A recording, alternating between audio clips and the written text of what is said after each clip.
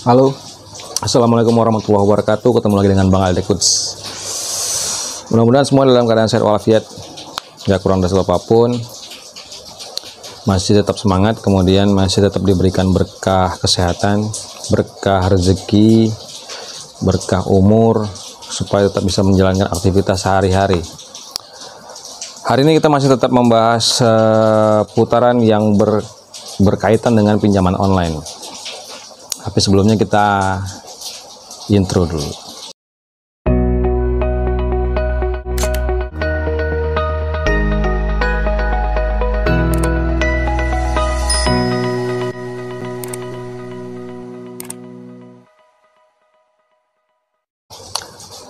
Nah, kenapa masih aku kepengen membahas tentang seputaran pinjaman online? Dan ternyata yang dicari sekarang adalah joki pinjaman online ya. Jadi bukan lagi membahas tentang debt kolektornya ada atau enggak, datang atau enggak, OJK gimana, BI checking gimana, blacklist atau enggak, bisa gagal bayar atau enggak. Jadi bukan itu lagi yang dicari. Yang sekarang yang bukan itu lagi yang dibahas. Maksudnya bukan itu lagi yang dibahas, tapi yang dicari adalah bisa jokiin enggak. Dan ternyata di video aku yang lama, udah lama sih itu bahas-bahas tentang joki pinjaman online itu. Kayaknya udah pada putus asa ya gitu. Hey bro, kita pernah punya perasaan yang sama loh. Aku pernah merasakan hal yang sama juga pada masa-masa pandemi itu kan masa-masa yang sulit. Ya, tapi entahlah ya sebelum pandemi mungkin ada juga yang sudah mulai main-main pinjaman online. Entah untuk apa juga nggak tahu. Tapi kalau aku pada saat pandemi itu 2 tahun, 1 tahun pertama itu aku masih bisa bertahan lah dengan uang tabungan. Tapi kalau sudah tahun kedua, wah, udah mulai gila. Situasi keuangan udah benar-benar menipis, tabungan benar-benar habis gitu ya. Pekerjaan juga mulai sepi. Jadi, kenapa harus cari joki lagi? Gini loh, bentar. Nah teman-teman bisa yang nanya-nanya bisa jokiin nggak? Mana yang joki amanah atau enggak gitu. Coba kalian biar puas lah, biar puas gitu ya, biar puas hatinya itu. Coba kalian datang aja ke sini, kalian singgah aja sini. Nah di Telegram itu ada lihat. Nah ini lihat, itu ada Fortis, Fortuna, apa itu Adif, apa itu aku nggak tahu. Kemudian ada AGP joki pinjol. Kemudian ada joki galbay pinjol. Nah coba lihat pada saat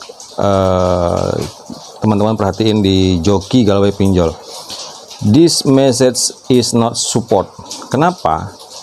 Nah, lihat berikutnya nih ya, setelah aku klik muncul bacaan begini, Telegram, the admins of this channel have restrict.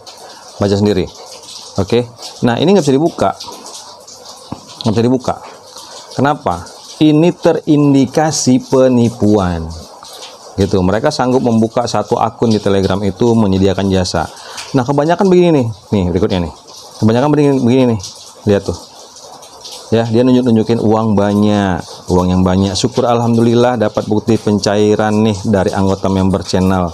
Nah sekarang pertanyaannya, kita tuh lihat tuh di bawahnya lagi tuh, di bawahnya tuh ada mute. Dan kita kalau seandainya teman-teman masuk ke Telegram, join jadi anggota membernya di AGP Joki Pinjol itu, terserah ya, yang punya akun AGP Joki Pinjol mau debat, ayo sini.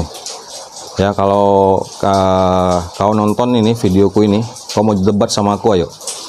Ya, kenapa? Pertanyaannya kenapa kalian tidak membuka kolom supaya sesama member itu bisa saling komunikasi. Jadi kan seperti testimoni gitu ya. Testimoni ini kan kalian pemilik akun, admin akunnya yang buat testimoni seperti ini. Nah sekarang yang sudah pernah merasakan, sudah pernah terbantu, testimoni dari mereka mana? Gitu. Dan di sini langsung dibikin admin Nuraidil. Entah siapa Nuraidil ini, entah hantu, entah setan, entah iblis, nggak tahu. Ya, kemudian nah nih, lihat lagi tuh. Di sini tuh sebenarnya video tuh ya, karena aku screenshot real testimoni. Real testimoni. Ya. Kemudian berikutnya tuh 57 juta. Bisa menghasilkan 50 juta. Bro, yang nonton videoku ini sekarang ini, Kalian sehat nggak sih? Kalian baik-baik saja kan?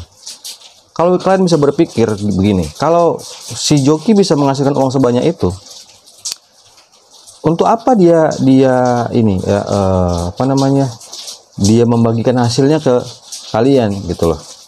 Kenapa nggak? Pastinya mereka, aduh, kalau sudah duit ya di depan mata ya, ini pikiran udah lain, itu bisa berubah. Nah, kalau yang amanah, dia nggak akan begini-begini. Kalau dia yang amanah, dia akan jujur-jujur aja tuh. Jadi nih aku ceritain yang nggak amanah nih, ya. Kasihan, orang butuh pertolongan, bukan tolongin malah jadi beban, malah nambah-nambahin beban. Kalian yang punya akun di Telegram itu, kalau mau debat, ayo, gitu. Ngapain juga sih? Kalian mesti mute. Ya buka aja, biar bisa kita sesama member tuh ngomong. Atau mereka bisa saling berkomunikasi. Gimana, bener nggak sih? Minimal begitu ya. Bener nggak sih hasilnya memang segitu? Bener nggak sih kita bisa terlunasi utang-utangnya? Bener nggak sih ini memang betul-betul membantu gitu? Nah, kenapa nggak dibuka? Kalian nggak mau kan? Nggak mau. Ini udah berapa kali nih kalian buat akun-akun di Telegram ini begini. Dan kenapa harus di mute? Kasihan orang yang butuh bantuan. Dan teman-teman yang sekarang sedang terjerat di pinjaman online, biarin aja gitu. Kalau nggak sanggup bayar, udah gagal bayar sekalian. Terus kalau debt collectornya ke rumah, itu lagi yang dipermasalahin. Itu lagi dipermasalahin. Kalau debt collectornya ke rumah, ya bilangin kita nggak bisa, kita belum bisa, kita belum sanggup bayar, kita nggak sanggup bayar.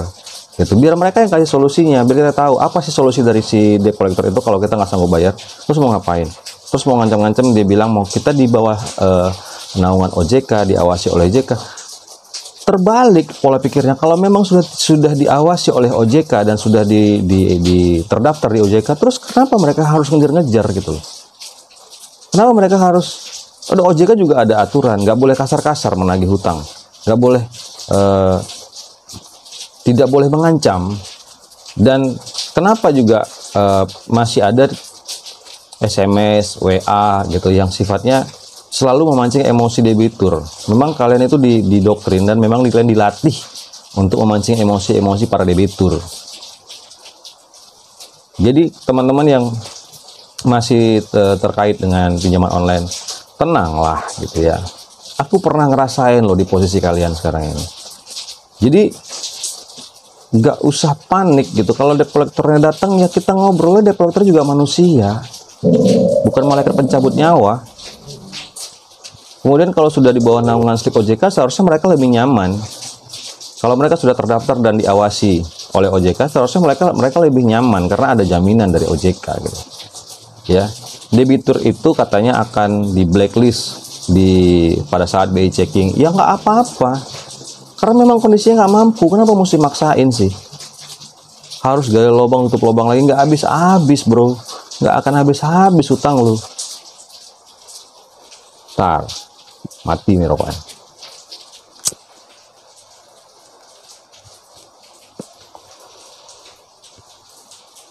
Jadi videoku itu tentang joki pinjaman online itu udah lama, tapi masih ada aja, bang bisa jokiin nggak, bang bisa jokiin nggak, bang bisa rekomendasi joki yang amanah. Ya kalau aku bisa jadi joki, aku rasa uangnya untuk aku sendiri, untuk apa juga aku kasih ke orang gitu ya. Kalau misalnya kayak tadi tuh bisa dapat berapa tuh 50-an juta gitu ya. Kalau yang punya hutang di pinjaman online hutangnya 60 juta gimana? Berarti masih kurang kan? Gitu. Kalau misalnya hutangnya si debitur itu si apa ya kita bilang customer yang sedang minta tolong itu mungkin hutangnya hanya 30 juta. Kita bisa, si joki bisa menghasilkan 50-an juta, berarti sisa 20 juta gitu kan. Nah 20 jutanya pasti untuk si joki, dan si customer tadi harus membayar uang jasa lagi gitu loh, bukan benar-benar ngebantu. Jadi sudahlah teman-teman yang sudah sedang terjerat dengan pinjaman online dengan banyak aplikasi, mau berapa aplikasi pun, nggak akan semua aplikasi itu memiliki debt collector. Aduh gatel lagi nih mata. Nggak semua debt collector pinjaman online itu punya debt collector, dan nggak semua aplikasi itu akan datangin kalian kok. tinggal kalian ganti aja nomor teleponnya, buang aja nomor telepon kalian itu, ganti yang baru, hapus akun WA-nya gitu kan. Ya kalau masalah teman-teman kalian mau menghubungi, ya kalian save dulu lah gitu ya. Kemarin di video yang kemarin aku tungguin tuh, ada nggak yang butuh trik untuk bisa untuk supaya ngilangin apa ya, kalau bilang ngilangin jejak kayaknya nggak mungkin juga. Gimana caranya supaya kita nggak diganggu lagi gitu kan. Oh iya aku udah bilang begitu, tapi aku mau kasih tahu triknya, cuman belum ada sih yang mau berkomentar butuh. Mungkin udah pada nggak butuh, ya udah aku biarin aja. Kalau nanti ada yang butuh aku bantuin ya. Terus aku nggak bisa share nomor kontak lah untuk WA gitu ya, karena nanti pasti rame tuh yang mau begini mau begitu. Bagus kayaknya bikin di ini aja, bikin di komentar aja. Semampuku akan aku bantu ya, karena kemarin aku bilang aku sifatnya mau membantu aja sih, ibaratnya sharing lah ya. Kalau teman-teman punya masalah, karena aku pernah di posisi kalian yang terjerat di pinjaman online, aku pernah di posisi itu. Pusing pasti, deg-degan pasti, terganggu dengan handphone ini, suara WA masuk, kemudian baca SMS yang kita diancam, kemudian teman-teman kita nelpon kita, kok aku ditelepon-telepon sama ini ya, kau ada utang ya gini. Aduh, kalau itu udah gitu ya, jalan terus, ngopi dulu, hidup harus jalan terus gitu, tenang-tenang. Nggak bisa kita langsung sekarang dapat masalah hari ini juga harus dapat solusi, nggak bisa gitu. Sedangkan si pinjaman online begitu tuh, kalau ngirim SMS, kami tunggu sampai jam 10 pagi, kami tunggu sampai jam 12 siang. Emang nyari duit 2 jam itu saat-saat sekarang ini mudah? Ayolah gitu, kita berpikir sehat lah. Jangan semua karena tekanan batin kemudian tertekan pikirannya, beban pikirannya, kita semua mau instan. Yang harus kita pahami, begitu kita menggunakan jasa pinjaman online, kita sudah gunakan uangnya, siap-siap harus terima resikonya. Jangan udah terima duitnya, kita udah pakai duitnya, kita udah nikmatin duitnya, tapi kita nggak mau nanggung resikonya. Nggak fair. Itu sama dengan apa ya? Sama dengan maling atau apa tuh? Ya ada resiko. Kalau nggak sanggup bayar, gagal bayar aja sekalian. Mau masuk slik OJK, mau masuk ke BI checking, mau di blacklist, ya memang kita lagi nggak sanggup. Mau gimana? Emang lagi nggak sanggup, mau gimana? Hah? Ujung-ujungnya bunuh diri tuh. Aduh, astagfirullahaladzim. Itu bukan solusi gitu. Jalan terus gitu, hadapin masalah, dihadapin, jangan ditinggalin, jangan dibiarin gitu aja. Masalah tuh akan habis ya, kecuali makanan ditinggalin habis. Terus intinya dari video ini apa? Jangan percaya dengan joki online. Jangan percaya dengan joki pinjaman online. Mau bilang amanah kek, mau bilang bisa dipercaya kek, mau bisa ketemu langsung orangnya kek, nggak pakai data kita kek, mau kakek kek. Suruh mereka kerja dulu. Suruh mereka kerja dulu tanpa menggunakan data kita. Kalau emang ada hasilnya, mereka datang ke kita, ya udah, kita harus bayar fee mereka berapa. Nah itu ya harus tanggung lagi resikonya. Yang penting utang-utang di pinjaman online itu lunas. Suruh mereka kerja dulu. Kan rumusnya kerja dulu baru dibayar. Emang ada dibayar dulu baru kerja? Kemudian jangan kasih-kasih lah untuk data-data pribadi kita dikasih-kasih ke dia gitu, dipakai untuk ini untuk itu. Nggak usah. Nanti selesai masalah kita utang lunas, tapi data kita yang asli sama dia, enak aja dia bisa pakai lagi. Pikir yang tenang, jangan pikir-pikir gegabah gitu ya.